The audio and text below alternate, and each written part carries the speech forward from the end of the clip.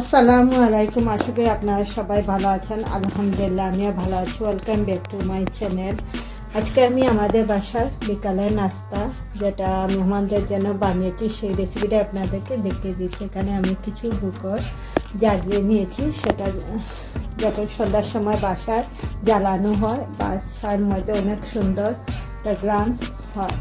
এখানে আমি বানিয়েছি কালোজাম, মিষ্টি, সেমাই, গাজরের হালুয়া, নিমকি, ফুচকা, তেঁতুলের সস, চটপটি। এগুলো আমি কিভাবে বানিয়েছি সেটা দেখতে চাইলে ডলি কবির রেসিপিতে এর ভিডিওটা দেখে নিতে পারেন।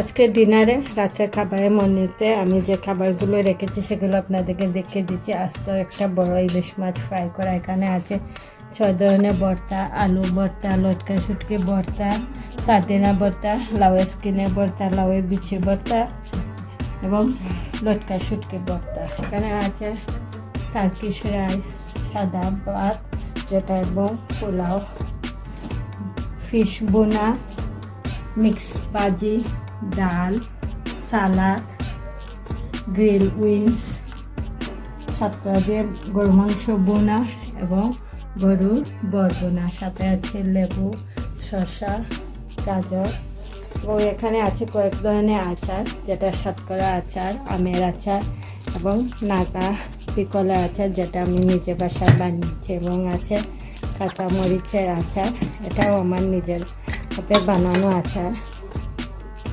আর এগুলো কীভাবে বানাতে হয় সেটা দেখতে চাইলে আমার ইউটিউব চ্যানেল ডলি কবির রেসিপিতে আপনারা সব খাবারের মেনু পেয়ে যাবেন। ইনশাআল্লাহ আবারও নতুন কোনো ভিডিও নিয়ে আপনাদের সামনে হাজির হব। সেই পর্যন্ত সবাই ভালো থাকেন, সুস্থ থাকেন। আল্লাহ হাফেজ।